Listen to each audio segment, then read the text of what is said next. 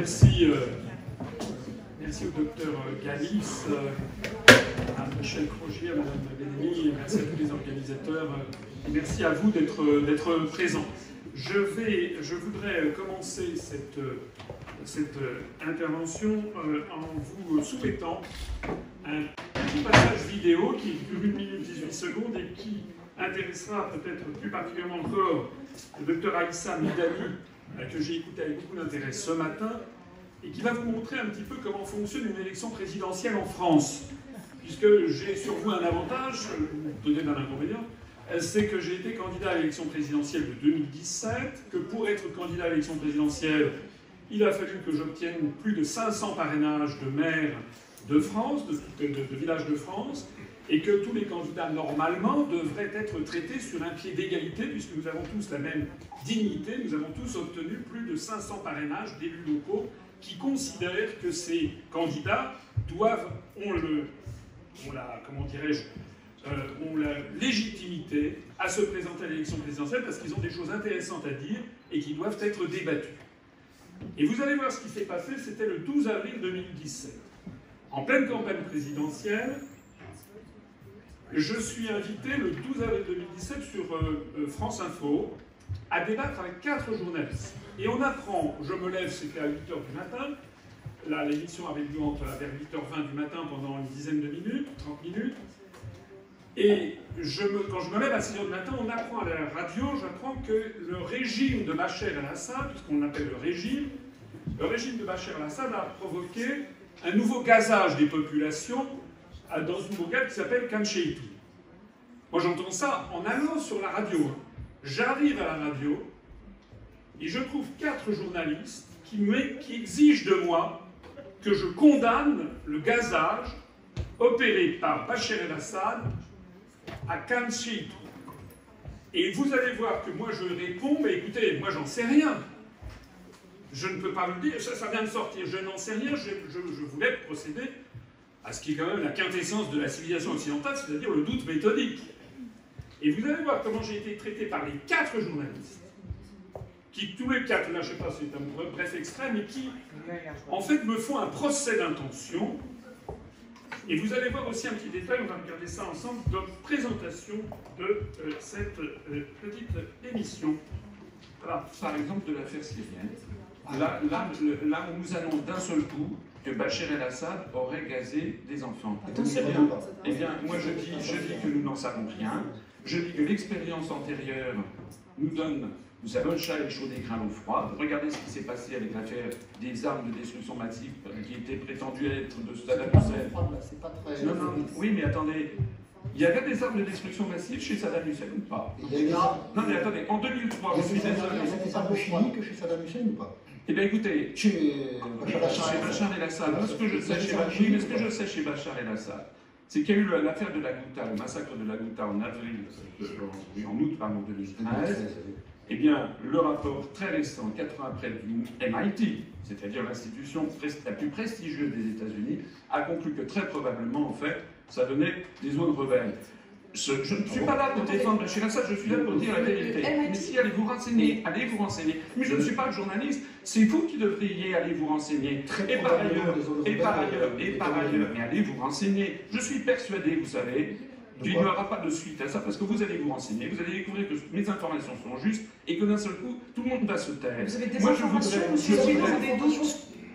Alors, voilà, c'est un petit extrait, vous trouverez ça sur Internet, mais vous l'avez peut-être vu, je ne sais pas si vous y avez fait attention, mais pendant tout le passage, il y avait un bandeau avec marqué « Asselineau, candidat des conspirationnistes » avec un point d'interrogation. Ça veut dire quoi? Ça veut dire que, vous savez, quand les gens regardent la télévision, ils ne font pas forcément attention à tout ce qui est dit. Hein, ils font... Attendez, il faut que je sorte ça. Voilà. Les gens ne font pas forcément attention à ce qui est dit, surtout à 8h20 du matin. Les gens se préparent pour aller au bureau, ils regardent, ils jettent un œil sur l'écran de télévision. Et pendant 10 minutes d'émission, il y avait Asselineau, candidat des conspirationnistes avec un point d'interrogation. Et bien, je vais vous signaler une chose. C'est que lorsque Macron est allé là-bas, il n'y avait pas marqué Macron, candidat des banquiers, point d'interrogation. Hein. Il n'y avait pas marqué Macron, candidat des milliardaires, point d'interrogation. Il n'y avait pas marqué Macron, candidat des États-Unis, point d'interrogation. C'est-à-dire que ce sont des procédés subliminaux pour discréditer un candidat. Et vous avez vu d'ailleurs, enfin l'émission, c'est un bref passage, et l'émission a été, j'étais face à 4 procureurs, ce n'étaient pas des journalistes, c'était des procureurs qui voulaient absolument montrer que j'étais complice d'un gazage, alors que je ne savais pas plus qu'eux d'ailleurs, mais enfin que la suite a montré que c'était plutôt moi qui avais raison en la matière. Je pense que c'est un témoignage qui vous intéresse. Merci d'avoir choisi France Info pour vous exprimer. Voilà, je pense que c'était un témoignage qui était intéressant à montrer en préambule de mon intervention. Là, je pense qu'on peut couper le texte, hein, parce que sinon ça va être... voilà. Alors, je pense qu'on peut enlever le texte. Hein, voilà. Alors, nous avons vu ce matin comment la souveraineté nationale d'un certain nombre d'États du monde était bafouée par l'ingérence d'autres États, notamment des États-Unis d'Amérique, principalement des États-Unis d'Amérique. Deuxièmement, par la neutralisation et le non-respect du droit international, fixé en particulier par la Charte des Nations Unies et la jurisprudence de la Cour internationale de justice. Troisièmement, par l'unanimisme des grands médias occidentaux dans le relais d'une propagande fondée, pour beaucoup, sur des fake news, comme je viens de vous le montrer. Alors moi, je voudrais prolonger les débats de ce matin en prenant ce problème énorme, cet énorme problème mondial qui est celui qui nous préoccupe, mais par un autre bout. Comment est-il possible qu'on en soit arrivé là? Pourquoi la parole indépendante de la France, qui représentait un autre Occident pendant les années de Gaulle, pendant les années 60, comment cette parole a-t-elle pu disparaître?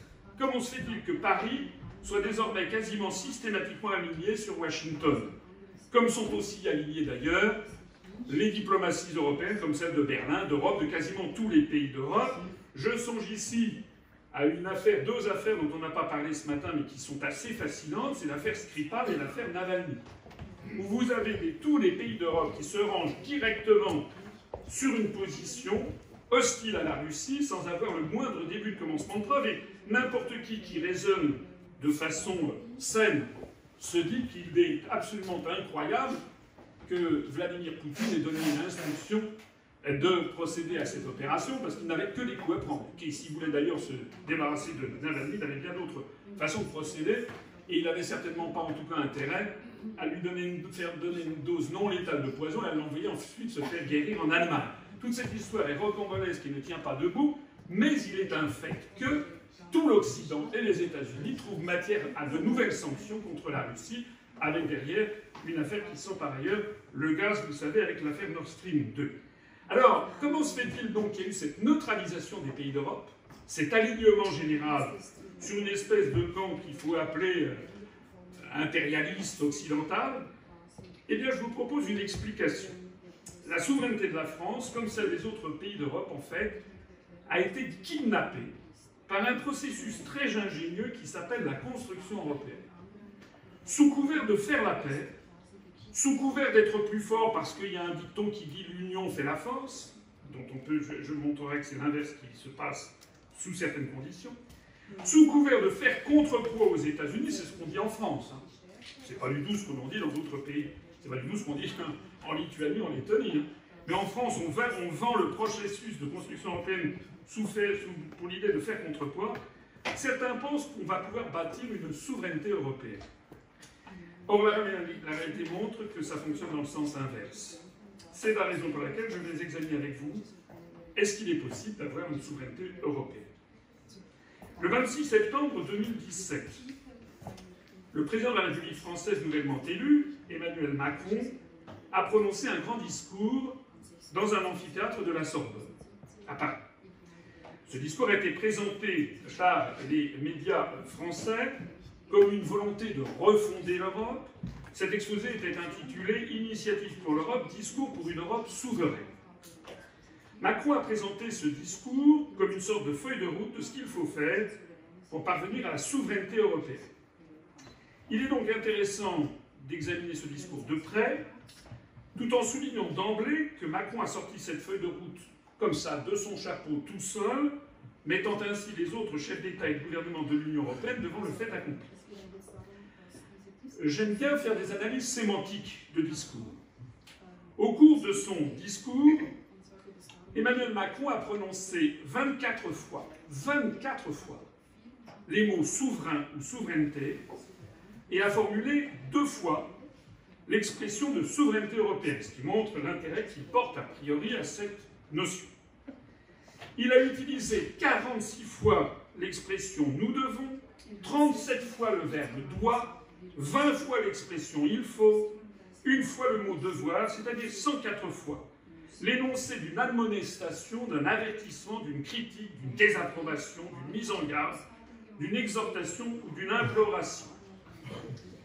Comme le discours a duré 1 heure et 38 minutes, ça signifie que pour parvenir à la souveraineté européenne qu'il appelle de ses voeux, M. Macron a dressé publiquement la liste d'un nouveau devoir, d'une nouvelle tâche à réaliser toutes les 58 secondes pendant 1h38.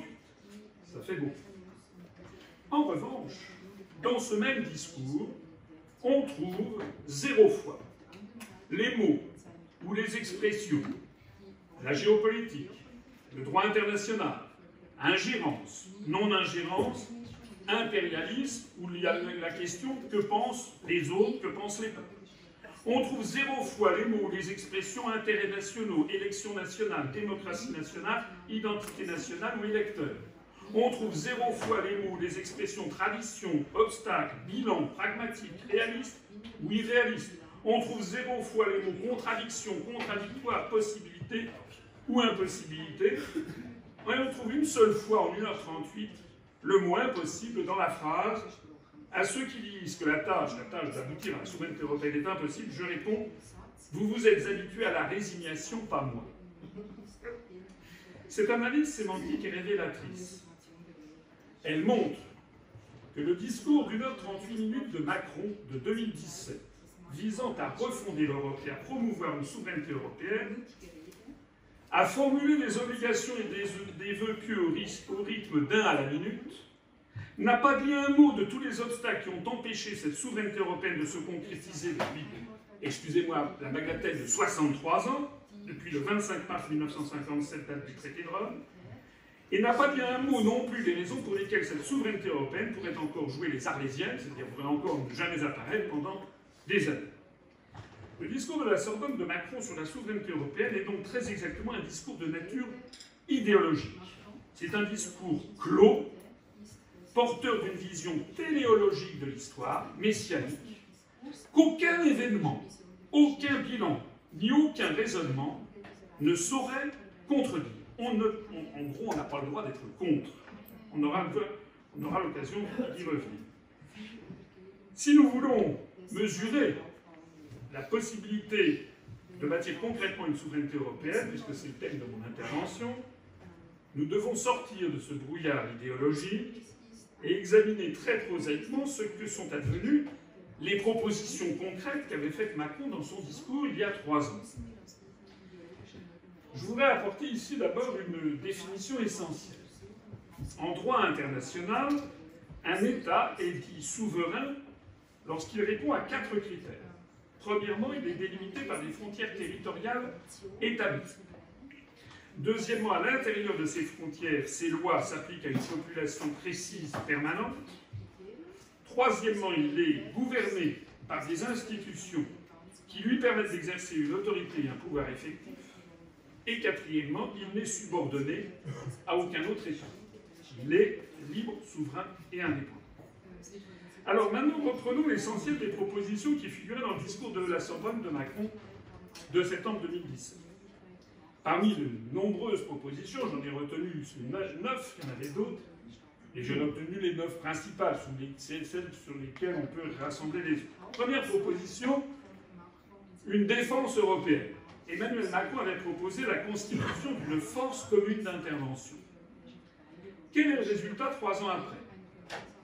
Il y a une initiative européenne d'intervention qui a en effet été lancée 9 mois après, le 25 juin 2018. Mais il n'y a que 9 pays qui y participent. La France et 8 autres pays, l'Allemagne, la Belgique, le Danemark, l'Espagne, l'Estonie, l'Italie, les Pays-Bas, le Portugal, et puis les 4 derniers méritent qu'on s'y arrête. La Finlande, la Suède, la Norvège et le Royaume-Uni. Pourquoi ça mérite qu'on s'y intéresse? Parce qu'il faut noter tout de suite que la Norvège et le Royaume-Uni, qui participent à cette initiative, n'appartiennent pas à l'Union européenne.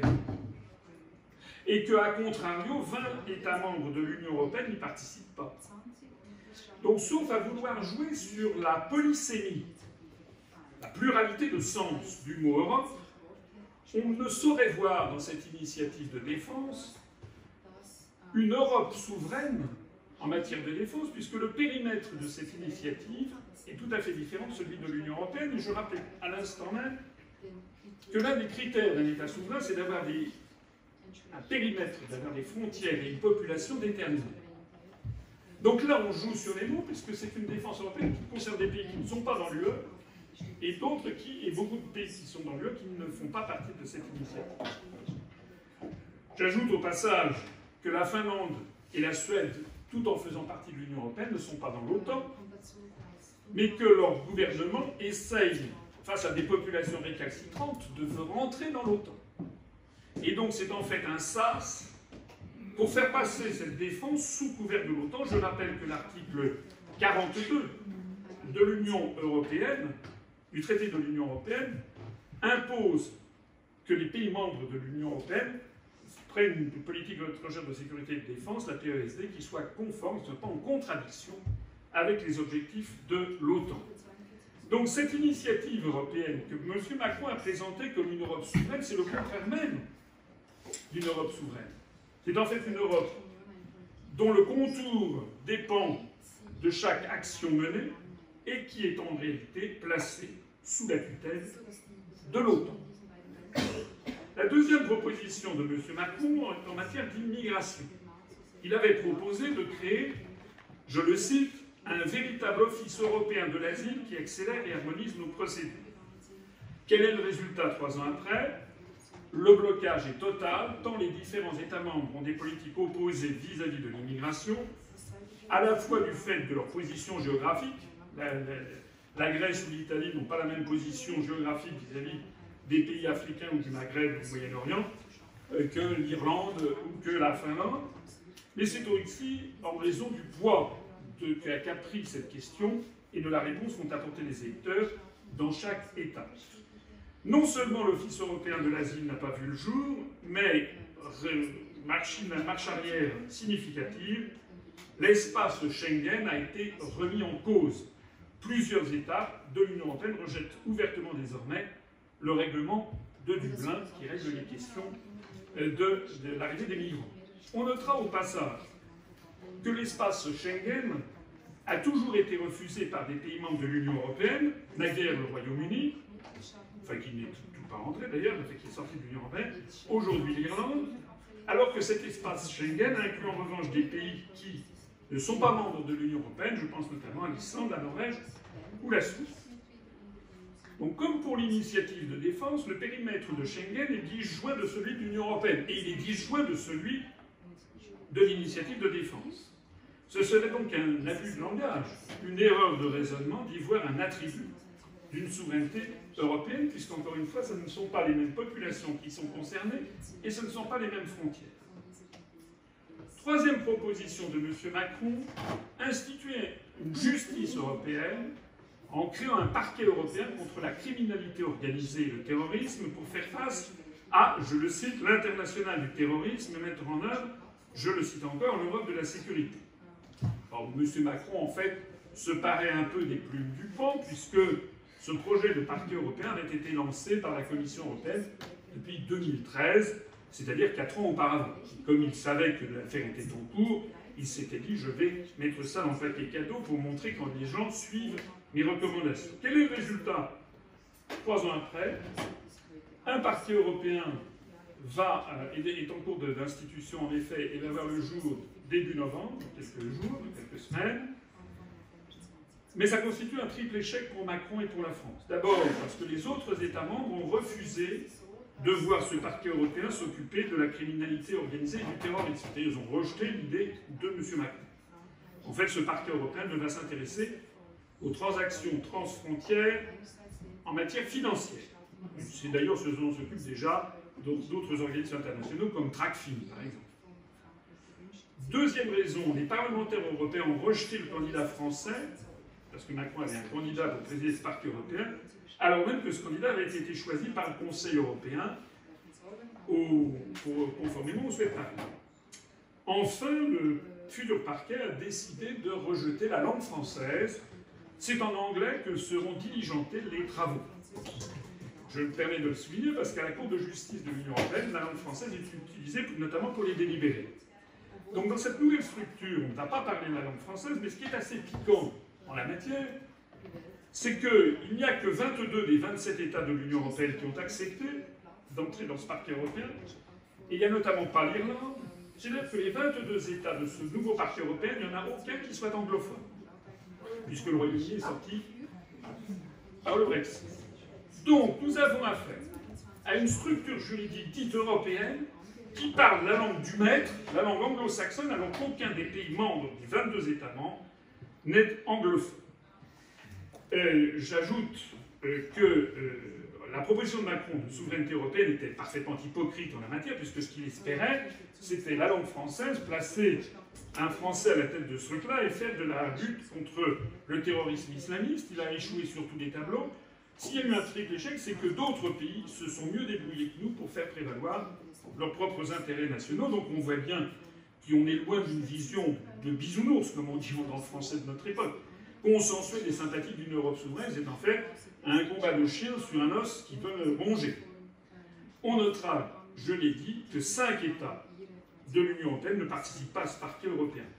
On a donc vu déjà, pour ce que je viens de vous montrer, que l'initiative de défense, l'espace Schengen et maintenant le parquet européen ont chacun des périmètres différents de l'Union européenne. On en est maintenant à 4 périmètres différents. Quatrième proposition de Macron, un budget de la zone euro et un ministre des Finances européen pour avoir un budget européen, une finance européenne. Le résultat 3 ans après, rien. Nada, niente, nichts, nothing. Le blocage est complet. J'en profite pour rappeler que 8 États de l'Union européenne n'appartiennent pas à la zone euro. La Bulgarie, la Croatie, le Danemark, la Hongrie, la Pologne, la Roumanie, la Suède et la Tchéquie. Et j'en profite aussi pour rappeler que 6 États n'appartenant pas à l'Union européenne ont adopté unilatéralement l'euro. C'est essentiellement des micro-États, mais pas que.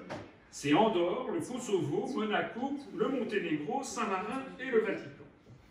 Ça veut dire quoi? Ça veut dire qu'après l'initiative de défense, après l'espace Schengen et le parquet européen, la zone euro constitue donc un 4e périmètre territorial et démographique différent de l'Union européenne. Ce qui rend objectivement totalement illégitime et trompeur de parler par exemple de souveraineté monétaire européenne. 5e proposition, en matière sociale, avoir une harmonisation sociale européenne. M. Macron avait ciblé la directive sur les travailleurs détachés. Il avait proposé de réviser la directive sur les travailleurs détachés. Je pense que tout le monde sait ce que c'est, mais comme mon temps est un peu limité, je ne vais pas élaborer davantage. En réalité, cette renégociation avait été lancée un mois avant son élection. Quel a été le résultat 3 ans après? Il y a eu une révision de la directive sur les travailleurs détachés qui a abouti le 29 mai 2018, après plus de 2 ans de négociations, mais la montagne a accouché d'une souris. Macron n'a obtenu que la limitation du détachement à 12 mois, alors qu'avant c'était 24 mois, mais c'est 12 mois renouvelables. Donc vous voyez que ça vide complètement de portée la concession obtenue. En contrepartie, les pays d'Europe orientale ont obtenu que le transport routier soit exclu du champ d'application de la directive, alors que c'était justement un des enjeux essentiels pour Paris. Quoi qu'il en soit, cette renégociation de la directive des travailleurs détachés n'avait strictement rien à voir avec la souveraineté européenne. Au passage, M. Macron, dans son discours, avait essayé là aussi de fourguer des intérêts français. Ça avait en revanche tout à voir, cette affaire de renégociation, avec la défense des intérêts nationaux français et allemands contre les intérêts des pays de l'Est, qui sont les principaux bénéficiaires de cette directive. J'irai plus vite. Pour la suite, c'est toujours la même chose. 6e proposition de Macron, harmonisation fiscale européenne. Il avait proposé d'harmoniser l'impôt sur les sociétés à l'intérieur de l'Union européenne. 3 ans après, rien. Blocage complet. 7e proposition, une taxation financière européenne. Il avait proposé de mettre en œuvre une taxe sur les transactions financières en faveur de l'aide au développement en Afrique. Résultat, 3 ans après, rien. blocage complet. 8e proposition qu'il avait faite, la démocratie européenne. Il avait proposé d'organiser, je le cite, des consultations citoyennes sur l'Europe, des conventions démocratiques, pour permettre une refondation européenne. Tous ces palabres devaient censément être organisés en France et dans tous les États membres volontaires. Le résultat, 3 ans après, il y a eu des consultations citoyennes qui ont en effet été lancées dans l'indifférence générale des populations. Il y a eu, paraît-il, 300 ou 400 réunions en France. Il y a des Français peut-être dans la salle, comme moi, ils n'ont jamais entendu parler de ça. Donc concrètement, ça n'a débouché sur strictement rien, si ce n'est que des frais de location de salles et de prestations de traiteurs. 9e proposition, l'éducation européenne. Macron avait proposé la création d'une vingtaine d'universités européennes pour former un réseau d'universités de plusieurs pays d'Europe. Résultat, 3 ans après, rien. On notera au passage que dans cette œuvre de visionnaire, Emmanuel Macron n'avait pas songé à parler d'une santé européenne. Avec la pandémie de Covid-19, cette étourderie est désormais réparée. Le président français a enchaîné depuis 6 mois des quantités de discours pour faire d'une Europe de la santé son nouveau cheval de bataille. Avec des résultats aussi insignifiants que le reste. Il avait notamment parlé de bâtir un vaccin européen contre le Covid-19. On a appris il y a un mois qu'une entreprise allemande était en train de finaliser la mise au point d'un vaccin contre le Covid-19 avec une société chinoise. Et M. Macron n'a que l'Institut Pasteur pour pleurer. Alors, résumons. Le discours de refondation de l'Europe de Macron, prononcé à la Sorbonne en septembre 2017, devait enfin, paraît-il, sortir la construction européenne de l'impasse et mener à une souveraineté européenne. 300 après, il n'a débouché que sur des avancées millimétriques, des reculs majeurs, comme sur Schengen, des blocages tous azimuts, et l'émergence de périmètres de coopération instables et à géométrie variable, on en a noté 5, que ce soit en matière de territoire ou de population concernée. L'échec est aveuglant, et il fait penser à ce malicieux proverbe chinois qui enseigne, je le cite, « Quand les lettrés se soulèvent, 3 ans plus tard, il ne s'est rien passé ». Et là, on pourrait paraphraser ce proverbe chinois en disant « Quand Macron fait un discours, 3 ans après, il ne s'est rien passé ». Alors, pourquoi un tel fiasco ? Le fiasco du projet de refondation de l'Europe représente en fait une énième illustration du phénomène que le philosophe français Paul Thibault, proche de Jean-Marie Daubenac, d'Emmanuel Mouillet, avait repéré voici plus de 20 ans, à savoir que la construction européenne, je cite Paul Thibault, est obsédée par ses pouvoirs et indifférente aux résultats qu'elle obtient. Et pourquoi en est-il ainsi ? Je vous propose de faire de nouveau un petit retour à l'analyse sémantique du discours de la Sorbonne d'il y a 3 ans. J'ai noté les doigts, devons, il faut faire, etc. J'ai noté tous les mots qui n'y appartenaient pas. Mais j'ai noté aussi que dans le discours de Macron, il cite, pendant les 1h38, 24 fois la France, 3 fois l'Allemagne, l'Espagne et le Portugal. 3 fois l'Allemagne, 3 fois l'Espagne, 3 fois le Portugal. Une fois la Belgique, la Bulgarie, la Grèce, l'Italie, le Luxembourg, les Pays-Bas et la Pologne. Et 0 fois, en 1h38, 0 fois, 16 des 27 États membres de l'Union européenne, donc une majorité. Il ne dit pas un mot sur l'Autriche, Chypre, la Croatie, le Danemark, l'Estonie, la Finlande, la Hongrie, l'Irlande, la Lettonie, la Lituanie, Malte, la Roumanie, la Slovaquie, la Slovénie, la Suède et la Tchéquie. En même temps, son discours mentionne 5 fois l'Afrique, 2 fois les États-Unis, 1 fois la Russie et 1 fois la Chine. Que l'on me comprenne bien, cette prééminence de la France dans le discours du président de la République française, cet accent porté sur quelques pays, au premier rang desquels l'Allemagne, cette mise en avant de l'Afrique, ben, tout ça est finalement assez normal, logique et compréhensible dans la bouche du président de la République française. Il parle en fait des intérêts immédiats de la France, de ses intérêts nationaux. Mais réfléchissez-y un instant. Si c'était le président de la République de Pologne, qui avait eu la même idée, qui avait sorti de son chapeau un discours sur l'avenir de l'Europe à l'université de Varsovie, en disant voilà ce que doit être l'Europe, qu'est-ce qu'il aurait fait? Il eût été tout autant normal, logique et compréhensible d'entendre le chef d'État polonais citer 24 fois la Pologne, 3 fois l'Allemagne, la Hongrie et la Lituanie, une fois la Bulgarie, la Tchéquie, l'Autriche, la Suède, la France, la Finlande et la Slovaquie, et 0 fois les 16 États restants. Et il n'aurait pas mentionné l'Afrique 5 fois, mais il aurait mentionné 5 fois la Russie, 3 fois la Biélorussie, et 1 fois les États-Unis. L'avenir de l'Europe vu de Paris et l'avenir de l'Europe vu de Varsovie ont donc chacun leur cohérence interne. Le problème, c'est qu'ils sont foncièrement différents et largement incompatibles. Et je n'ai pris que 2 États, mais ils sont tout autant différents et incompatibles que les avenirs de l'Europe vus depuis Berlin, Copenhague, Athènes, La Valette, Stockholm, Nicosie, Ljubljana, Budapest, Dublin, Lisbonne, Rome, Tallinn, Bratislava, et j'en passe. Nous touchons là au cœur même de la question des blocages permanents de la construction européenne qui empêchent l'émergence d'une souveraineté européenne. Le fait de cacher un problème aussi monumental que la divergence irréductible des intérêts nationaux, des situations géopolitiques, des traditions politiques et syndicales, des tissus économiques, des avantages distinctifs en matière d'agriculture, en matière d'industrie, en matière de sciences, des liens tissés par l'histoire avec telle ou telle partie du monde. Cette divergence irréductible entre les États est un problème monumental. Alors on peut le cacher, comme on glisse les poussières sous le tapis, mais ça n'empêche pas ce problème d'exister et de produire ses effets dévastateurs.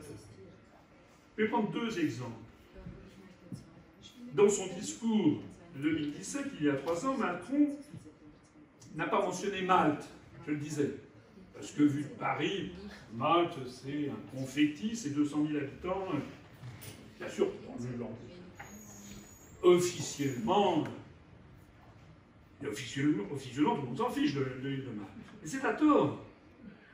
Parce que Macron a eu beau ne pas mentionner Malte dans son discours de la Sorbonne, c'est bel et bien la toute petite île de Malte, géographiquement proche de la Libye et politiquement proche de la Turquie, qui a mis son veto au financement européen commun des coûts de l'opération navale Irini de l'Union européenne en Méditerranée. Cette opération qui était destinée à faire respecter l'embargo sur la livraison d'armes en Libye décidé par l'ONU, la France s'y est retrouvée toute seule. D'abord parce que les autres ne voulaient pas mettre d'argent, parce que Malte avait bloqué le système, et d'autre part parce que l'Allemagne ne souhaite pas se brouiller avec Ankara, on l'a vu également en Méditerranée orientale, et l'Allemagne a laissé tomber la France comme une vieille chaussette. Donc Malte a bloqué le système, et la France s'est retrouvée toute seule, et donc a mis un terme à l'opération Irini. 2e exemple. Emmanuel Macron a eu beau ne pas mentionner l'Autriche et la Finlande dans son discours de la Sorbonne du 26 septembre 2017. Ce sont bien ces pays qui font partie du groupe des pays dits frugaux qui ont multiplié les obstacles à la mutualisation des dettes de l'Union européenne avec le soutien en sous-main de l'Allemagne.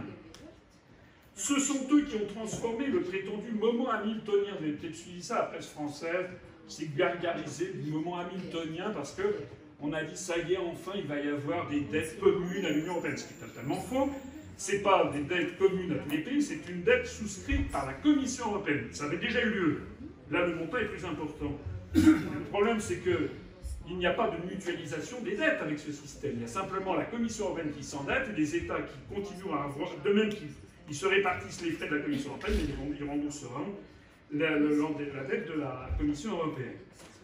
Ce sont eux, en tout cas ces pays, qui ont transformé ce prétendu moment hamiltonien de la fin juin dernier, l'emprunt réalisé par la Commission européenne, en un désastre financier pour la France, que l'on cache soigneusement aux Français. Je n'ai pas l'occasion ici de vous expliquer pourquoi, je vous renvoie à notre site upr.fr et à notre chaîne de télévision UPR TV, dont parlait d'ailleurs tout à l'heure le Dr Galis, où nous avons 150 000 abonnés, ce qui est la chaîne la plus suivie de tous les partis politiques français. Je montrais que la France se gargarise, paraît-il, de recevoir 40 milliards d'euros dans les mois et les années qui viennent de la Commission européenne. On nous dit moins que les Français devront rembourser sans doute 100 milliards d'euros. parce que nous participons depuis le départ du Royaume-Uni pratiquement à 20% du budget de la Commission européenne. C'est une arnaque incroyable. Merci l'Autriche et la Finlande, et puis merci surtout l'idéologie qui gouverne les actions de M. Macron. Alors maintenant, j'en arrive au morceau de choix. Comment parvenir à la souveraineté européenne? Comment faire pour surmonter les blocages qui viennent d'être analysés et parvenir enfin à ce saint Graal de la souveraineté européenne?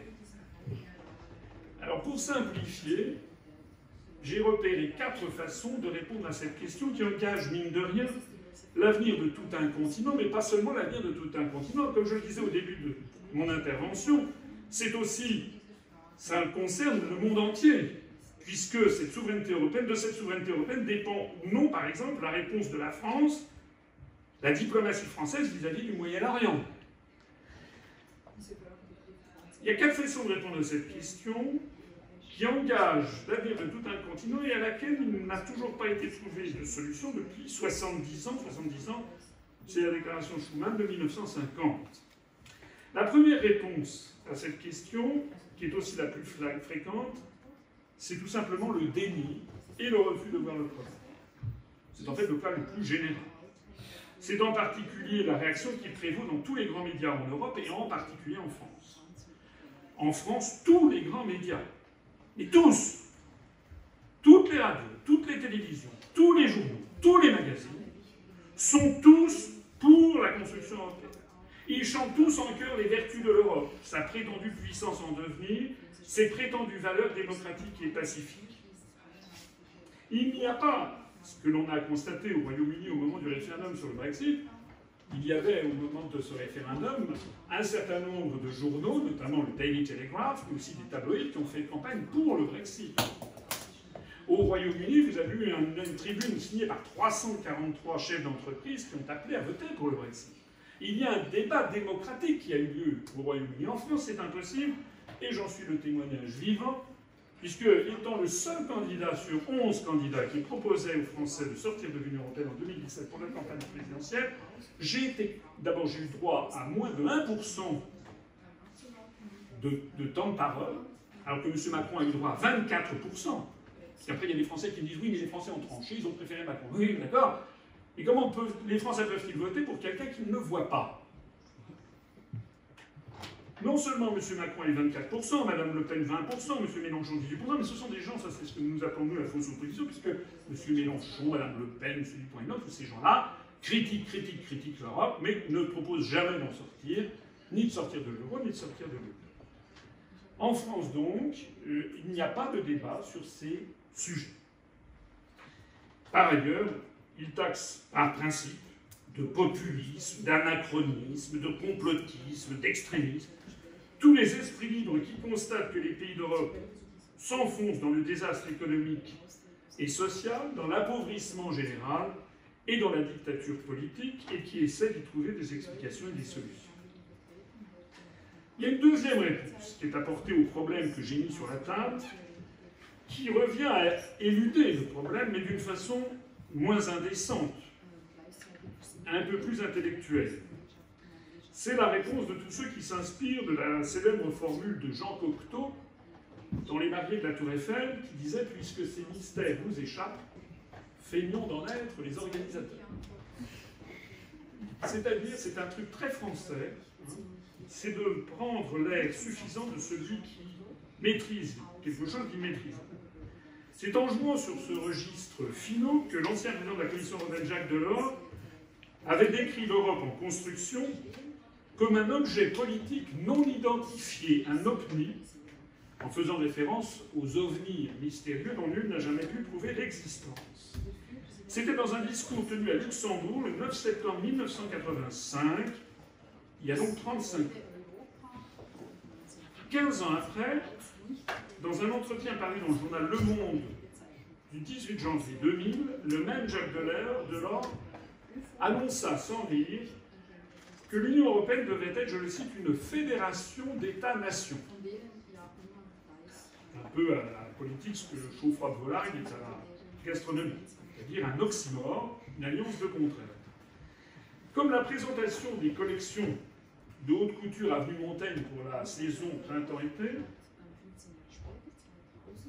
cet oxymore ronflant lança une mode très parisienne. Pendant plusieurs mois, tout le microcosme politique et médiatique français, et parisien surtout, se gargarisa de cette formule de fédération d'États-nations. Au point que, le 28 mai 2001, le Premier ministre français Lionel Jospin, en personne, reprit la formule à son compte dans un discours qu'il prononça au Sénat sur le thème « L'avenir de l'Europe élargie ». Je cite l'ancien Premier ministre français Lionel Jospin. « Je fais mienne cette belle idée de fédération d'États-nations. D'un point de vue juridique, droit international, cette formule peut sembler ambiguë, oui en effet, mais je la juge politiquement pertinente, car l'Europe est une construction politique originale, écoutez bien, mêlant de façon indissociable, en un précipité singulier, deux éléments différents, l'idéal fédératif et la réalité des États-nations européens. C'est pourquoi la notion de fédération d'États-nations traduit avec justesse la tension constitutive de l'Union européenne. Fédération d'États-nations, précipité singulier, tension constitutive. En fait, on croirait entendre le docteur Diafoirus diagnostiquer, je le cite, une intempérie dans le parenchyme splénique aux malades imaginaires de Molière. Ce tour de passe-passe lexicaux, c'est des gamineries, s'inscrivent dans l'une des pires traditions de l'intellectualisme français qui croit résoudre un problème en usant de formules aussi creuses que prétentieuses à la seule fin d'impressionner le commun des mortels. Ce serait drôle si ça n'était pas si grave, si ça n'entraînait pas d'aussi graves conséquences. Parce qu'un tiers de siècle, 35 ans, après que Jacques Delors a qualifié l'Union européenne d'OPNI, objet politique non identifié, 20 ans après l'avoir baptisée de Fédération d'États-nations, toutes ces pitreries et ces jeux de mots n'ont résolu aucun des problèmes gravissimes posés par la construction européenne. Ils ne cessent au contraire de s'accroître. Il y a une troisième réponse. La troisième réponse consiste à lancer, au problème que j'ai posé, consiste à lancer des propositions de coopération tous azimuts en affirmant que c'est ainsi que l'on arrivera à une souveraineté européenne. En fait, c'est le principe même de la déclaration Schuman du 9 mai 1950, qui avait annoncé, je le répète, l'Europe ne se fera pas d'un coup ni dans une construction d'ensemble, elle se fera par des réalisations concrètes, créant d'abord une solidarité de fait. C'est au fond cette méthode qui a été reprise par Emmanuel Macron dans son discours de la Sorbonne du 26 septembre 2017, que nous venons d'examiner tout à l'heure. Le problème, c'est que les 70 ans écoulés depuis la déclaration Schuman de 1950 ont montré que cette méthode peut certes produire des effets, mais que ces effets se révèlent bien différents de ceux qui étaient attendus. Ils sont essentiellement de deux ordres. D'une part, le pragmatisme impose à ceux qui veulent avancer, entre guillemets, de devoir en rabattre dans leurs projets en acceptant que certains États de l'Union européenne s'y soustraient. Du fait de l'impossibilité de surmonter le principe d'unanimité, qui est consubstantiel à la souveraineté des États membres, le pragmatisme a imposé soit de faire du surplace, il ne se passe rien, j'en ai égrené toute une série d'éléments, soit d'accepter un nombre croissant d'exceptions et des périmètres disparates pour faire telle ou telle innovation. J'en ai parlé précédemment. L'Union européenne, la zone euro, l'espace Schengen, l'initiative de défense, le parquet européen constituent, par exemple, 5 périmètres différents de territoires et de peuples. J'aurais pu en ajouter bien d'autres, comme telle ou telle coopération en matière diplomatique, scientifique, industrielle, spatiale, militaire, culturelle. Or, je l'ai déjà dit et j'y reviens, c'est un broglio et cette confusion générale des périmètres qui inclut ou qui exclut des pays et des peuples membres de l'Union européenne et d'autres qui ne le sont pas, rend au bout du compte complètement illisible le projet de départ et profondément vide de sens le concept même de souveraineté européenne. Pendant la campagne présidentielle de 1995, le Premier ministre français Édouard Balladur avait tenté de théoriser ces évolutions centrifuges en y allant lui aussi de sa formule pompeuse. Il avait parlé d'une Europe des cercles concentriques. Après un quart de siècle et l'admission de 10 nouveaux États membres, Il n'y a toujours pas plus de cercles concentriques que d'Europe souveraine, mais un fouillis de plus en plus inextricable d'institutions, de politiques, de comitologie et de négociations byzantines sur lesquelles presque plus personne n'a prise, ni n'a même de vue d'ensemble. Il y a une deuxième conséquence. C'est qu'on ne peut faire des réalisations concrètes qu'en combattant ou en niant les intérêts nationaux contradictoires, ce que, dans la langue de bois européiste, on appelle les égoïsmes nationaux. Cela ne peut passer que par ce que l'on appelle de façon élégante des transferts de souveraineté, c'est-à-dire la création d'institutions supranationales peuplées de fonctionnaires non élus, une sorte de nomenclatura européiste, auxquels sont confiées de plus en plus d'attributions régaliennes, tandis que l'on vide de substance en catimini les pouvoirs nationaux. Cette dépossession subreptice des pouvoirs souverains des peuples peut fonctionner. Nous en sommes tous témoins, et de façon accélérée depuis le traité de Maastricht de 1992. Elle prend la double forme d'une judiciarisation croissante des décisions par la Cour de justice de l'Union européenne d'une part, mais aussi elle prend la forme des décisions de plus en plus intrusives de la Commission européenne de Bruxelles et de la Banque centrale européenne de Francfort dans les politiques nationales d'autre part.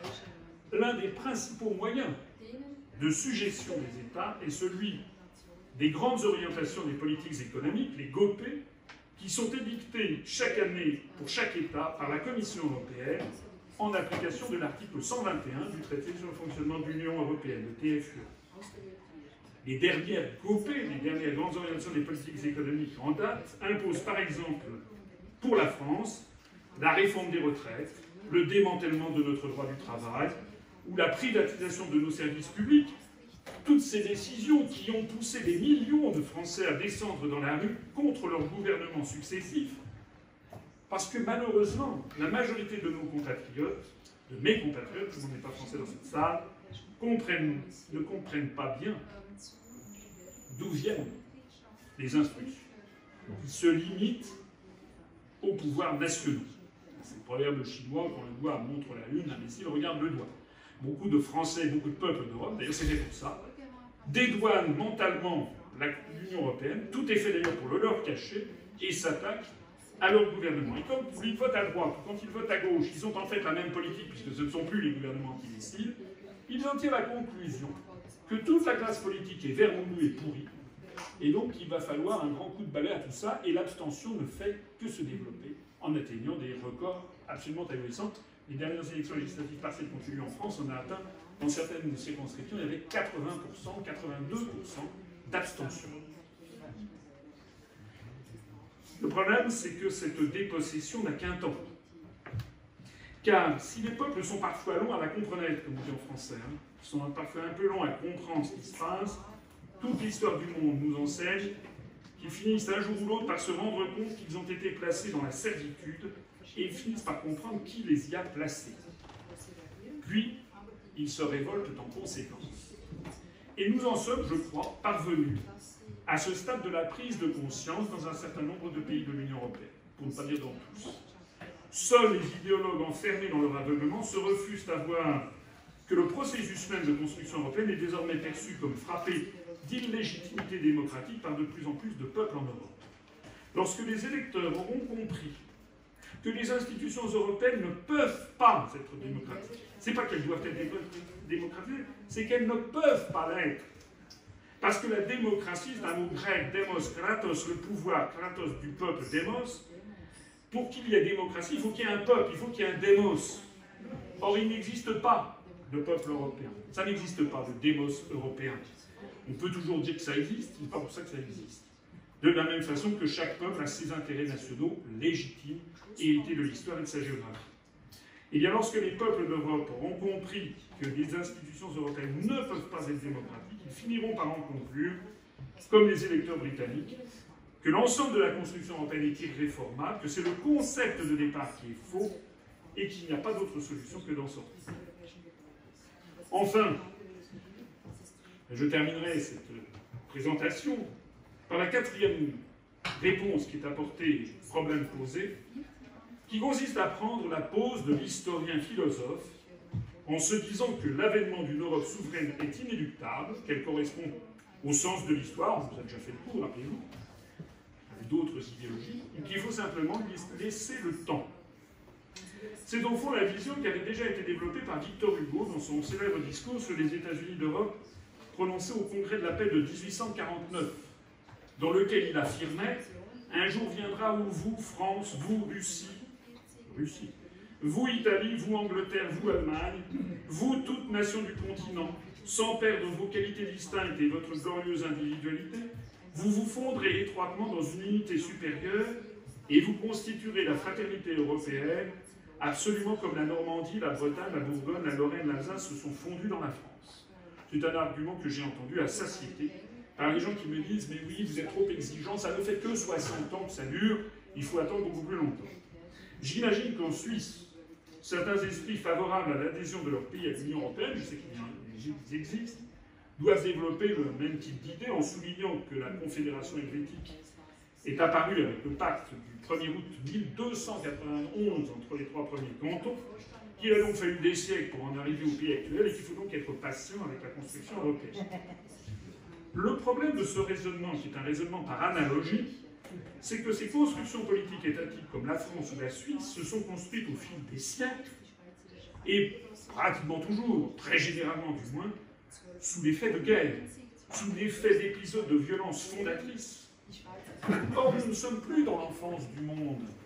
Le monde est vieux. Les guerres du deuxième millénaire sont derrière nous.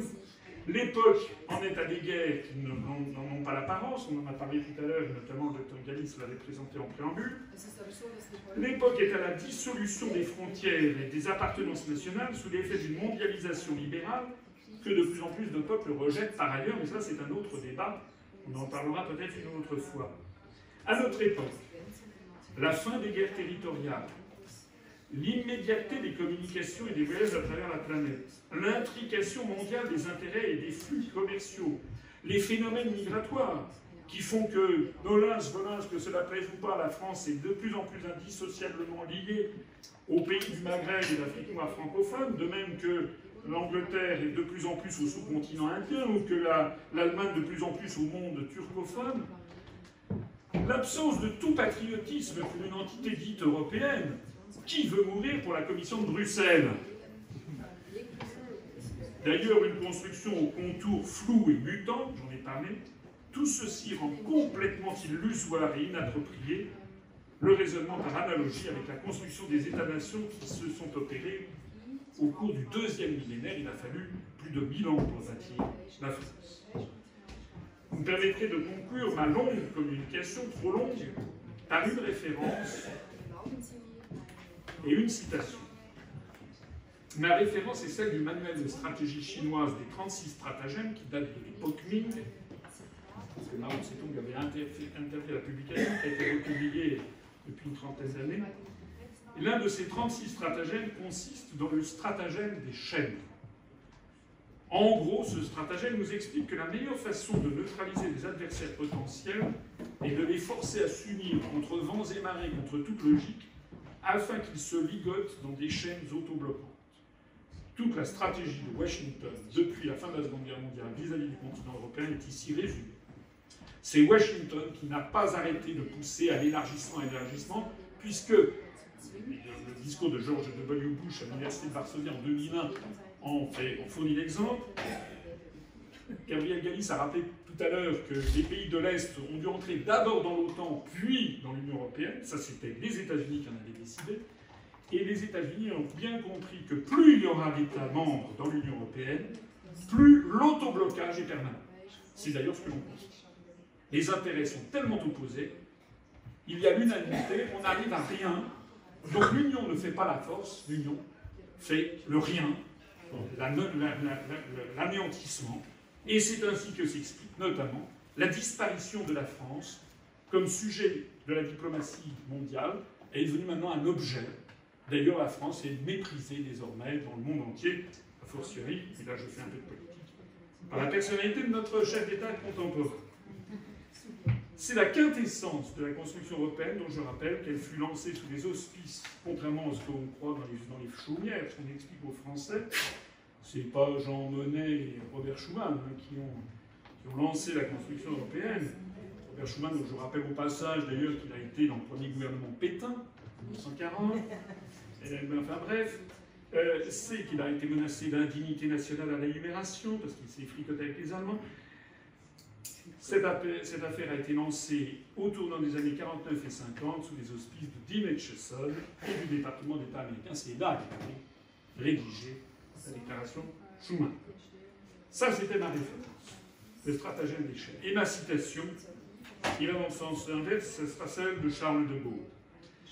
Le fondateur de la France libre, le fondateur de la Ve République, l'homme du 18 juin, constatant la divergence irréductible des intérêts nationaux des dizaines nations d'Europe forgées par des siècles et des siècles d'histoire, eh bien Charles de Gaulle avait résumé en 10 mots, je crois qu'il y en a que 8 mots en allemand, l'impossibilité de parvenir à une Europe souveraine. Les 10 mots c'était cela: on ne fait pas une omelette avec des œufs durs.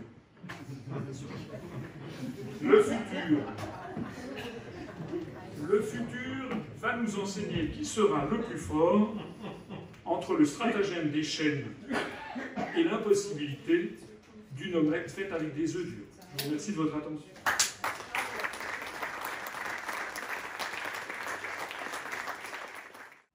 Bonjour, monsieur Asselineau. Je vous suivi très attentivement. Et à un moment donné, vous parlez toujours de l'Europe, de la démocratie, et enfin des peuples. Enfin, l'Europe est née d'une idée purement économique. Quand Macron, le président Macron, il s'adresse au peuple, il ne s'adresse pas au peuple justement, il s'adresse aux consommateurs, aux clients, même pas aux usagers. Vous comprenez? Donc, c'est un discours purement économique, voire financier. Derrière ça, il y a la grande finance, que nous ne comprenons rien du tout. Qui fait quoi, comment et où il va l'argent. Nous, les peuples. Et derrière ça aussi, il y a les problèmes que j'ai trouvés en France par rapport à l'Union européenne. On ne veut rien de Bruxelles, blablabla. Mais en même temps, il y a la grande contradiction. Ils s'accommodent bien aux subventions de Bruxelles, surtout les communautés territoriales, etc., voire les moindres petites associations. Des fois, ils reçoivent de l'argent de Bruxelles. Donc ça l'empêche de prendre une décision à la style britannique, je suppose. Parce que c'est une grande contradiction, je trouve. Parce qu'on n'explique pas que c'est un accord. D'ailleurs, c'était l'Union économique européenne au début. Il y a l'espace économique européen, toujours. L'espace économique européen, c'est autre chose. Hein. Ça englobe les anciens pays de la ELE, comme l'Islande, la Norvège.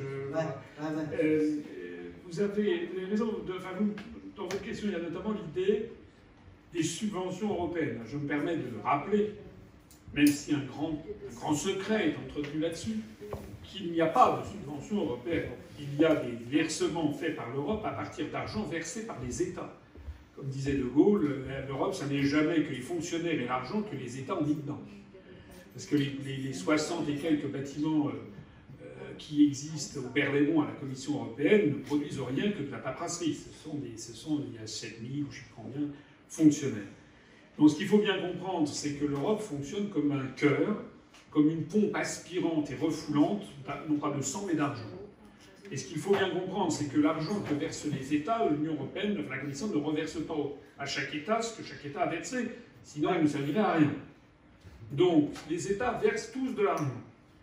La Commission européenne en distrait une partie significative pour ses propres frais de fonctionnement. Les 7000 et quelques fonctionnaires qui sont très très largement payés, qui d'ailleurs liquident leur pension de retraite après 15 ans de travail, tout en exigeant des peuples européens qui parfois sont des fainéants de cotiser 42 ans, enfin j'en passe les meilleurs. Il y a donc une partie qui est consacrée à ça. Frais de fonctionnement de la Commission européenne, frais de fonctionnement de la Cour de justice de Luxembourg, frais de fonctionnement des 2 parlements européens, tout ça coûte beaucoup d'argent. Mais il reste une grosse partie quand même à reverser, et ces subventions sont reversées aux États en fonction de leur niveau de vie, de ci ou de ça. Ce qui signifie qu'il y a des États qui reçoivent plus qu'ils ne donnent, on les appelle les bénéficiaires nets, et il y a des États qui donnent plus qu'ils ne reçoivent, on les appelle les contributeurs nets. Depuis le départ du Royaume-Uni, la France, enfin c'était même vrai avant, la France est le deuxième contributeur net. Beaucoup de Français en sont restés aux années 60 où il n'y avait que 6 États et où l'Allemagne payait, c'est un grand fantasme français depuis au moins une centaine d'années, l'Allemagne paiera. Donc dans les années 60, De Gaulle avait fait contre mauvaise fortune bon cœur. Quand il est arrivé à l'Élysée, il avait trouvé le traité de Rome qui venait d'être signé. Il avait d'abord réglé l'affaire algérienne, donc jusqu'en 62, il ne s'était rien passé. Et après ça, il avait dit, bon, on va faire un truc concret, on va faire l'agriculture, et puis c'est les Allemands qui vont payer la réforme de l'agriculture. C'est d'ailleurs la raison pour laquelle beaucoup d'agriculteurs français en sont restés à cette époque où l'Europe nous donnait de l'argent. Et ça fait bien longtemps que c'est terminé, ça fait depuis les années, début des années 90, fin des années 80. Et désormais, la France donne beaucoup plus d'argent à l'Union européenne qu'elle n'en reçoit. Depuis le départ du Royaume-Uni, alors le premier pays contributeur net, c'est l'Allemagne, mais maintenant c'est la France, et maintenant on estime que chaque année, la France donne 13 milliards d'euros de plus à l'Union européenne qu'elle n'en reçoit. Donc 13 milliards d'euros, c'est considérable. 13 milliards d'euros, il faut voir par exemple qu'il manque en France, je prends un exemple parmi beaucoup d'autres, l'affaire des hôpitaux. Vous savez que un scandale parmi les scandales, le problème qu'a posé le Covid en France, c'est l'insuffisance des salles d'animation et l'insuffisance des budgets pour les hôpitaux. Il faut savoir que les 13 milliards d'euros représentent des dizaines d'hôpitaux. On verse chaque année à l'Union européenne en plus de ce que l'on reçoit. De la même façon qu'il y a des rapports qui ont été faits qui montrent qu'il manque actuellement en France quelque chose comme 300 à 500 millions d'euros par an pour restaurer le réseau routier national. Les routes de France, je ne sais pas si vous avez l'occasion de vous y rendre, les routes de France sont en dégradation constante. Il y a eu un rapport d'ailleurs du Sénat qui a montré qu'il y a 6% des ouvrages d'art en France qui menacent ruine, c'est-à-dire des centaines de ponts et de tunnels, comme c'est d'ailleurs arrivé en Italie, vous vous rappelez, à Gênes, mais comme c'est arrivé aussi en France, on sait statistiquement qu'il va y avoir dans les années qui viennent de plus en plus de ponts ou de tunnels qui vont s'effondrer avec des morts. Et il nous manque 300 à 500 millions d'euros par an. Eh bien, il faut comprendre ce que ça veut dire la participation à l'Union européenne, c'est qu'on donne 13 milliards, on préfère donner 13 milliards d'euros par an à l'Union européenne, qui va donc les utiliser pour ses frais de fonctionnement ou pour donner à l'Ukraine ou à ce genre de choses, dirigées d'ailleurs par des néo-nazis, plutôt que d'améliorer nos routes. Alors vous avez raison, madame, il y a en effet énormément de collectivités locales, d'associations, que l'on achète par ce système. C'est une arnaque. C'est comme si je profitais de votre inadvertance pour piquer dans votre sac 300 francs suisses, et puis pour venir la bouche en cœur dans 3 jours, vous en donnez 200, puisqu'en fait on reçoit 2 tiers de ce qu'on verse. Je vous en donnerai 200, j'en aurais gardé 100 pour moi, sans que vous le sachiez. Et je dirais, regardez comme je suis généreux, je vous donne 200 francs suisses. Vous seriez, voilà, vous seriez très contente en me disant qu'est-ce qu'il est généreux. Et en plus de ça, avec ce système, je dirais, mais maintenant, je vais prendre le pouvoir chez vous. C'est-à-dire que vous avez dans votre appartement, dans votre maison, vous avez un living, je n'aime pas la couleur qu'il y a sur les murs, donc vous allez changer. Et puis vous allez acheter tel ou tel meuble, et puis vous allez maintenant partir en vacances avec votre voisin du dessus, etc. C'est exactement ça la construction européenne. Merci, puis mettre un portrait, oui. Est-ce que sur ces propos décourageants, il y a une autre question? Mais ce n'est pas décourageant, ce sont des propos, je crois, lucides, mais qui sont, je vous remercie encore une fois, c'est quand même un peu fidèle. On retrouve d'ailleurs finalement ce qui a été la Suisse du temps de Voltaire, finalement. C'est-à-dire un pays, une terre où on peut plus facilement s'exprimer qu'en France. Parce que ce que j'ai dit là, je n'ai pas tenu des propos indécents, scandaleux, obscènes. Non, je n'ai fait que dire ce qui est la vérité, parce que j'ai découvert tout au long de ma carrière de haut fonctionnaire, et je suis comme monsieur du premier rang que j'ai écouté avec beaucoup d'intérêt, parce que je me suis reconnu dans certaines choses qu'il disait, sur le fait qu'en France aujourd'hui, toutes les personnes qui sont vraiment compétentes, je parle des hauts fonctionnaires, qui sont vraiment compétents sur leur métier, dans leur sujet, et qui par ailleurs préfèrent, comme je reprends l'expression, la vérité à leur carrière, tous ces gens sont irrémédiablement mis de côté. Hein, on promeut, en fait, des gens qui sont là pour viser leur intérêt de carrière et avec cynisme et se comporter de façon moutonnière sans se rendre compte que ce comportement microéconomique au niveau d'une personne, au niveau macroéconomique, entraîne une nation entière dans l'effondrement.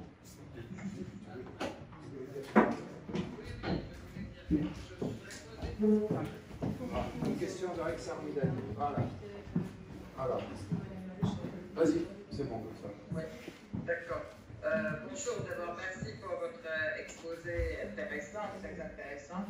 Je voudrais savoir, est-ce que vous pensez vous ne pensez pas que l'Union européenne est instrumentalisée par les États-Unis pour encercler la Russie, surtout? Et est-ce que vous pensez que la France est souveraine et que l'Union européenne est souveraine et qu'ils peuvent avoir les relations qu'ils voudraient avec la Russie ou la Chine? Quand on voit les obligations de sanctions qu'émettent les États-Unis à l'Europe, en fait, en l'obligeant à se tirer pratiquement une balle dans le pied en appliquant des sanctions américaines aussi bien contre la Russie que contre la Chine, que contre l'Iran, etc. Et que ça a aussi des conséquences. Ça donne des conséquences désastreuses sur le plan social en France, où il y a des usines entières qui ferment parce qu'on ne vend plus à l'Iran, on ne vend plus à la Russie. Oui, ben écoutez, je suis évidemment tout à fait d'accord avec ce que vous venez de dire. Ça a été la quintessence de mon propos, c'est de montrer qu'en fait, il n'y avait pas de souveraineté européenne, mais la poursuite de cette chimère oblitère les souverainetés nationales. Et la situation est même encore pire que ce que vous décrivez, puisque par exemple sur l'affaire des sanctions vis-à-vis de l'Iran, les États-Unis ont imposé à la France de prendre des sanctions sur l'Iran qu'eux-mêmes ne prenaient pas vis-à-vis de l'Iran. Et que nous, par exemple, on était en train de fermer, on a quasiment été obligé de fermer l'usine Peugeot qui s'était installée en Iran dans les années 60 au temps de l'époque gaulienne. Rappelez-vous, c'était il y a 7 ou 8 ans, je crois même un peu plus, la France a failli fermer son usine Peugeot en Iran, mais au même moment, Boeing livrait des pièces détachées à l'Iran. Enfin, c'est quand même incroyable, c'est-à-dire que on est tenu pieds et poings liés. S'agissant, moi je connais un peu votre pays, la Syrie, qui est un des plus beaux pays du monde. Enfin, je suis allé avec ma femme il y a longtemps, c'était du temps du père de Bachar al-Assad. C'est un pays qui est cher à la France et réciproquement. Il y a énormément de Syriens, vous en êtes la preuve. Enfin, vous êtes franco-syrien d'ailleurs, je crois. Il y a énormément de Syriens qui sont francophiles, enfin qui étaient, hélas, francophiles et francophones. Le devoir de la France sur cette affaire aurait été, à minima, d'essayer de jouer les bons offices. Sinon, même soutenir le gouvernement légitime. Mais là, on s'est complètement rangé derrière les Américains pour torpiller nos intérêts nationaux. Je ne sais pas ce qu'il en sera de l'avenir de la France en Libye, mais en Syrie, pardon, mais c'est vraiment, on a torpillé des intérêts qui remontaient aux échelles du Levant du fait en 1526, lorsque François Ier avait signé, était tombé d'accord avec Soliman le Magnifique. Voilà, donc on a une politique qui va au contraire même de nos intérêts nationaux. La même chose d'ailleurs, en moins marqué, mais se produit en ce moment, par exemple, sur l'affaire Navalny, quand on voit que ce qui se cache derrière, c'est peut-être l'abandon du projet Nord Stream 2, on se dit que désormais, vraiment, on a l'impression que les chefs d'État, de gouvernement des pays de l'Union européenne ont en fait un pistolet sur la tempe et ne sont pas maîtres de leur mouvement. On se demande d'ailleurs, alors là c'est complotisme, mais on se demande d'ailleurs ce qui les fait agir. Monsieur Macron ne se sent pas lié en fait par le souhait, il ne défend pas les intérêts des Français. Monsieur Macron défend d'autres intérêts que ceux des Français. Voilà. Madame Merkel défend un peu plus les intérêts allemands, mais on a le sentiment que quand même il y a un moment à partir duquel elle flanche. Je rappelle par exemple sur l'affaire de l'euro qui avait failli exploser au moment de la crise grecque. Madame Merkel, on a d'elle des déclarations qui disaient qu'il fallait que la Grèce sorte de l'euro. On n'a pas parlé de l'euro, mais l'euro c'est une bombe atomique qui ne demande qu'à exploser. Madame Merkel avait demandé que la Grèce sorte de l'euro. Il y avait une réunion à Wrocław, en Pologne, avec le groupe de l'Eurozone, c'est les ministres des Finances des pays membres de la zone euro, où s'était invité d'ailleurs Timothy Geithner, qui était le secrétaire au Trésor américain, et qui était venu donner l'instruction de maintenir la Grèce dans l'euro. Et Mme Merkel s'était rangée à ça. Sur l'affaire Navalny, que je suis à la loupe, parce que je trouve cette affaire assez extraordinaire, on a appris que... Qui est-ce qui a fait que Navalny est allé à Berlin, d'ailleurs? C'est, semble-t-il, Axel Springer et le groupe Bild, peut-être, qui auraient payé l'avion d'une ONG.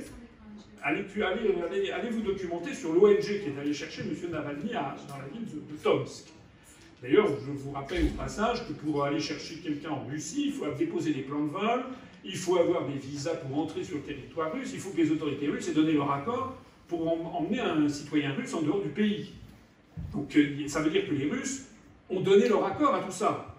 Et comment ça se fait qu'ils soient allés en Allemagne? Et moi j'avais regardé les déclarations, il avait été... La presse avait dit que Mme Merkel en avait fait de M. Navalny son invité personnel. Et puis, je vois ça dans la presse, 24 heures après, communiqué du porte-parole de Mme Merkel, c'est pas vrai, Mme Merkel, ce n'est pas son invité personnel. Qu'est-ce qui se passe? Qui décide de quoi? Quelles sont ces espèces de... Mme Merkel avait dit, il y a un mois, elle a dit, de toute façon, Nord Stream 2 ira jusqu'au bout. Maintenant, elle est obligée de prendre des mesures. Ça veut donc bien dire ces espèces de volte-face permanentes donnent à penser que nous sommes dirigés par des gens qui ne sont pas libres de leurs moyens, libres de leurs mouvements. Il y a une grande époque soviétique où les soviétiques s'ingéniaient pour avoir des dossiers sur tous les dirigeants des pays frères. Et également les dirigeants des partis frères. On a beaucoup dit, par exemple, que Georges Marchais, le Parti communiste français, s'était engagé volontaire pour aller travailler en Allemagne dans les années 40. Ce qui semble-t-il est vrai, et c'était un dossier que Moscou avait, parce que pour que le PCF file droit. Quel a été le parcours de Mme Merkel en Allemagne de l'Est?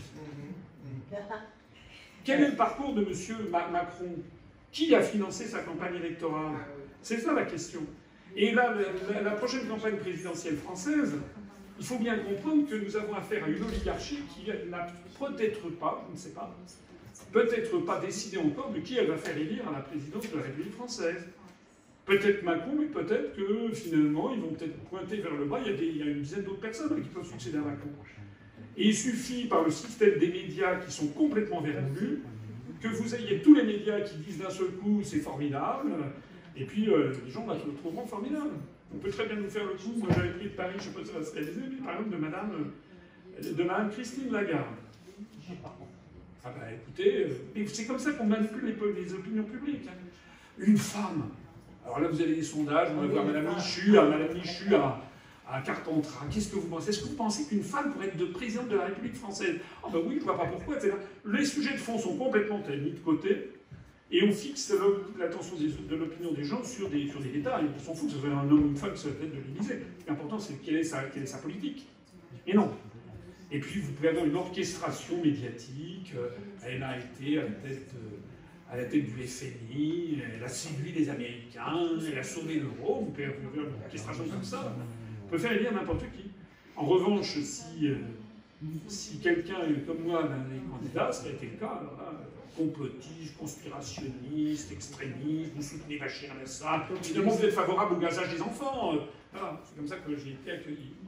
Et pour reconnaître Guaido comme président, qu'est-ce que vous pensez de l'unisson de l'Europe? De là, j'ai pas compris de là. L'unisson de l'Europe, tous reconnaissent Guaido comme président. Oui, parce qu'on a l'impression, c'est exactement comme l'Union soviétique et les pays frères. C'était exactement dans les années 60, 70, 80. Tout le monde disait la même chose. Et là, c'est la même chose. On a l'impression au coup de sifflet, tout le monde, les uns après les autres, tout le monde condamne Navalny. C'est comme l'affaire Skripal. Ben, il y a quand même quelque chose qui ne va pas. Où sont M. Skripal et sa fille?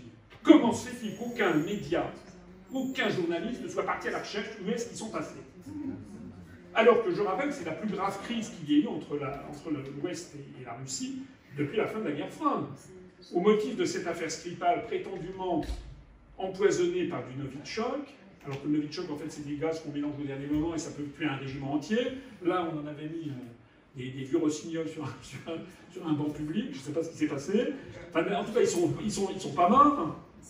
Mais je rappelle que suite à ça, les États-Unis ont expulsé, je ne sais plus combien, une centaine de diplomates, et tout le monde, tous les pays, comme vous le dites, les uns après les autres, c'était tous les pays de l'OCDE, le doigt sur la couture du pantalon, y compris le Japon et la Corée, l'Australie et la Nouvelle-Zélande, tout le monde a été obligé d'oublier un peu ça et d'expulser des diplomates russes. Voilà. Et ça, c'était impossible du temps où la France n'était pas engluée dans l'Union européenne. Maintenant, c'est devenu... Même, je vous rappelle, en 1986, je crois, du temps de Mitterrand avait expulsé, je crois, une trentaine de diplomates américains. C'est inimaginable maintenant. C'est devenu inimaginable. C'est devenu inimaginable. Dans les effets, parce qu'en même temps, il s'est engagé à détruire le communisme en France. Hein. Oui. Pas le cadeau, et puis par ailleurs, Mitterrand, c'est le type même de personnes qui étaient tenues. Voilà. Pourquoi vous croyez que c'est dans les 6 mois avant la fin de son deuxième septennat que d'un seul coup tous les dossiers sont sortis?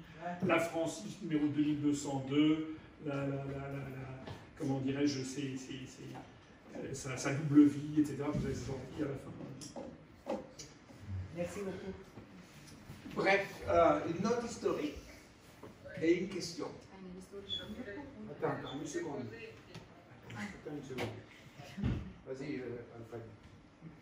Le 21 février 2014, la France, l'Allemagne, Yanukovych et Maïdan ont tous signé un accord pour des élections anticipées, etc. etc.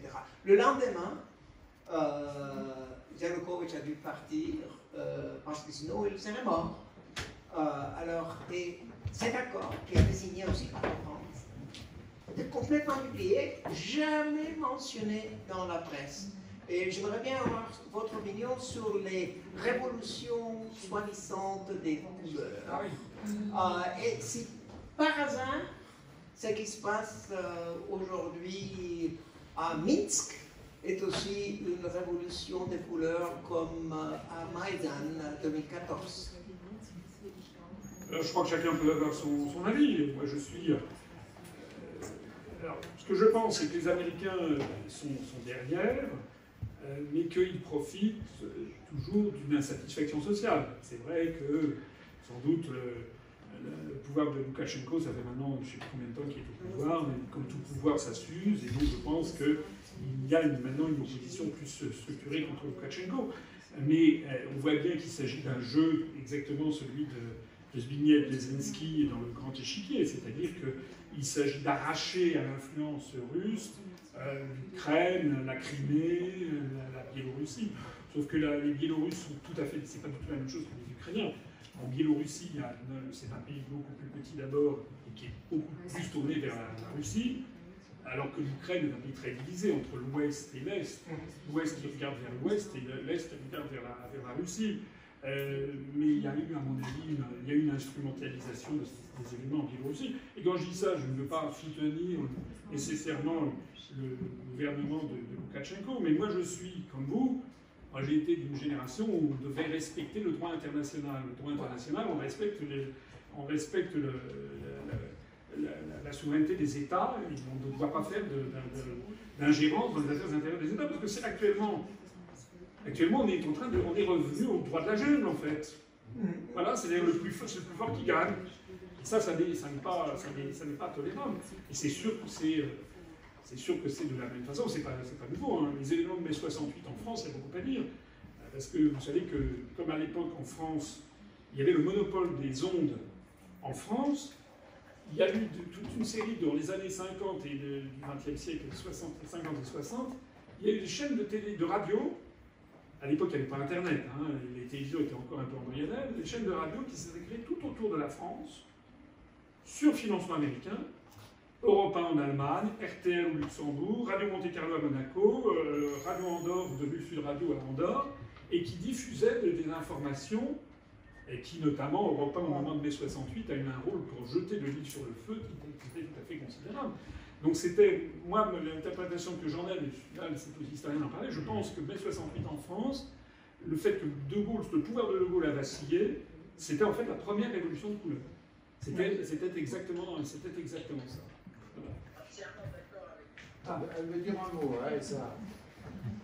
Oui, Aïssa, vas-y. Alors, moi je suis entièrement d'accord avec vous que la mai 68 c'était la première révolution de couleur justement pour faire des difficultés à De Gaulle qui levait la tête face au diktat américain et qui ne voulait pas rentrer dans l'OTAN, ça d'une part. Et puis d'autre part, je voulais vous poser une autre question sur le bilan de l'Europe et de la France face au coronavirus. Donc face à la pandémie, et puis en fait, aujourd'hui, quelles mesures, etc. Est-ce qu'il n'y a pas une instrumentalisation aussi de ce problème pour justement éteindre le feu social ou museler les bouches qui disent la vérité? Et puis dernier point, alors que pensez-vous aussi par rapport au conflit Azerbaïdjan-Arménie? Est-ce que ce n'est pas aussi une création, un feu américain par les Turcs? Alors, vous posez des questions, je vais dire mon sentiment, mais par exemple sur le Covid-19, bon, alors déjà on est d'accord sur l'affaire mai 68, révolution de couleur. D'ailleurs, on a toujours M. Cohn-Bendit qui est dans la manœuvre, ça fait quand même maintenant 5 ans que ça dure. Sur le Covid-19, c'est un sujet un peu délicat parce que je ne suis pas médecin.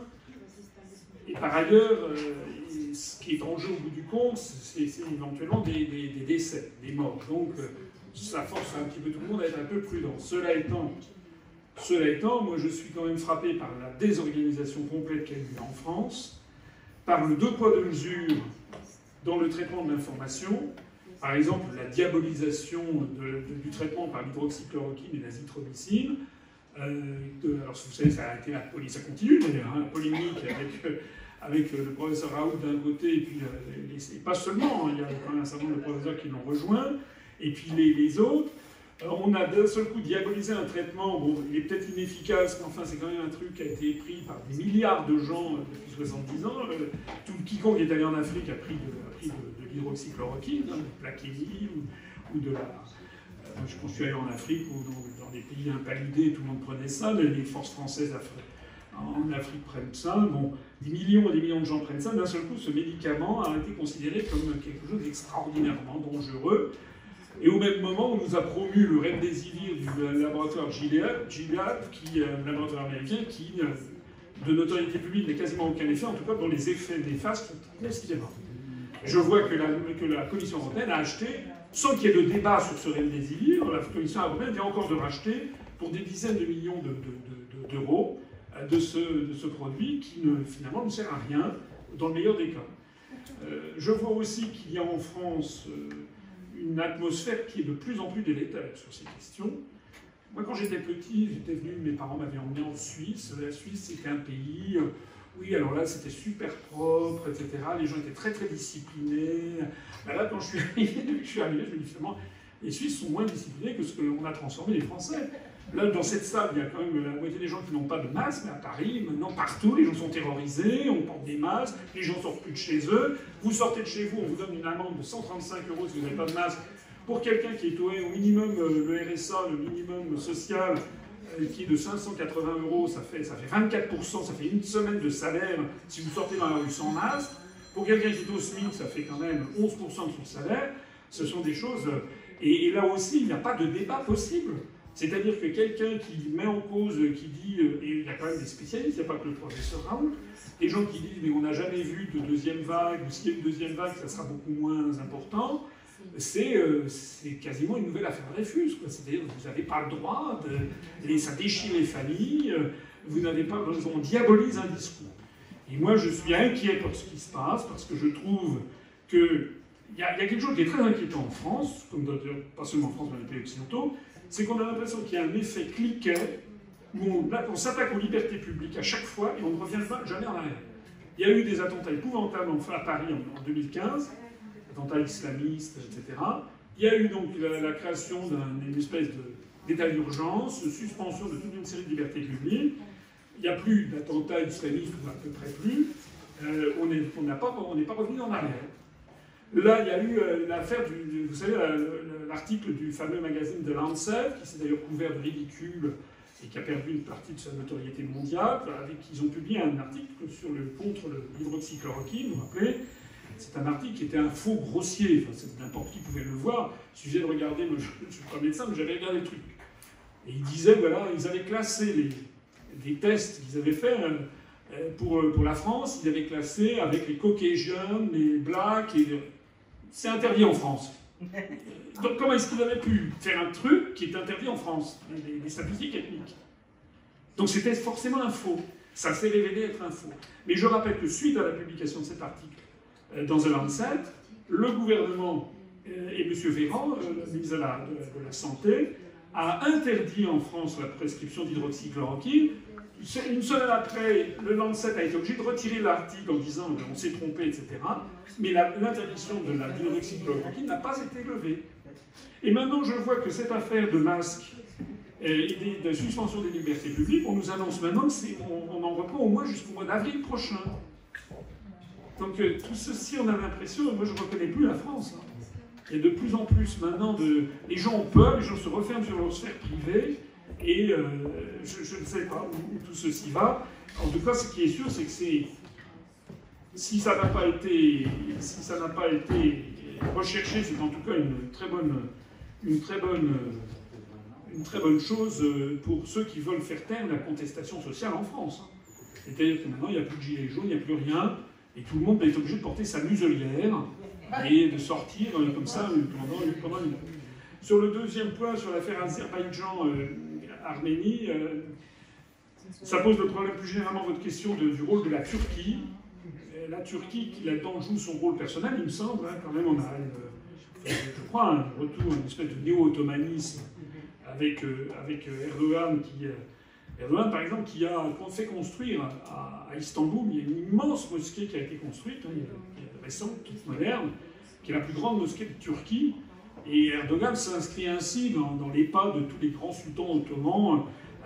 Si vous allez à Istanbul, la Selimaniye par exemple, la mosquée qui a été construite par l'architecte Sinan, absolument magnifique, tous les grands sultans de l'Empire ottoman ont voulu construire leur mosquée. Donc lui, il a construit la mosquée la plus grande de Turquie. Donc il y a une volonté de néo-ottomanisme, essayer de son entrisme, par exemple, en Libye et dans l'ensemble du Moyen-Orient. C'est un peu le fantasme de reconstituer l'Empire ottoman d'avant 1918. Je pense que l'Azerbaïdjan est soutenu par la Turquie, enfin, c'est certain. Quel est le rôle que joue là-dedans les États-Unis? Je ne sais pas. Je ne sais pas quel est le rôle exact que jouent les États-Unis ni que joue l'Allemagne. En tout cas, ce qui est sûr, c'est que l'Allemagne a laissé tomber la France sur cette affaire. Il se trouve qu'en France, vous savez qu'il y a une communauté arménienne significative, importante, et que donc en France, traditionnellement, la France était proche de l'Arménie, qui est le premier pays christianisé au monde d'ailleurs, je crois. Donc c'était la France d'avant. Donc la France, en tout cas, s'est plutôt rapprochée de l'Arménie. En plus de ça, les relations en ce moment sont notoirement mauvaises entre la France et la Turquie.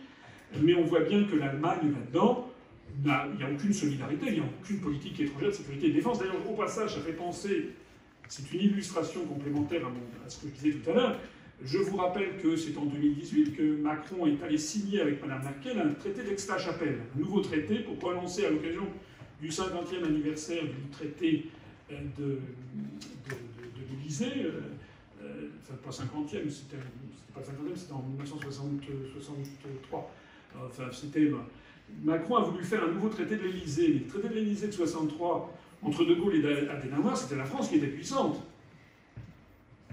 Et puis ça se passait en France. Tandis que là, Macron est allé à Aix-la-Chapelle pour aller dire, là, finalement, on met à votre disposition notre siège permanent au Conseil de sécurité, on va partager l'objectif. Vous vous rendez compte que la France a signé un traité où elle dit que son objectif en matière de diplomatie internationale, c'est de tout faire pour que l'Allemagne ait un siège au Conseil de sécurité des Nations Unies. C'est incroyable. Et qu'est-ce qu'on a obtenu en échange? Rien. Au moins, on pourrait obtenir une solidarité sur des sujets comme la Turquie au résultat. Ça n'a pas été le cas. Mme Merkel joue son jeu perso. C'est pas nouveau que l'Allemagne a des liens avec la Turquie, avec l'Empire ottoman. Le Bagdad Ban, qui est en partie à l'origine de la Première Guerre mondiale, vous le savez, était d'une conception allemande. Si vous allez dans les ruines de Baalbek, au Liban, non loin de la frontière syrienne, vous avez une plaque qui montre que le Grand Prince est passé par là en 1900, je ne sais plus combien. Donc il y a des liens entre l'Allemagne et le monde turcophone et qui, à l'évidence, sont plus importants pour Mme Merkel que de faire plaisir à M. Macron, d'autant plus qu'il y a une forte communauté turque en Allemagne. Voilà. Donc moi, ce que je pense en tout cas là-dedans, c'est que ceux qui tiennent les ficelles, c'est les États-Unis et Moscou, comme d'habitude, et en partie l'Allemagne.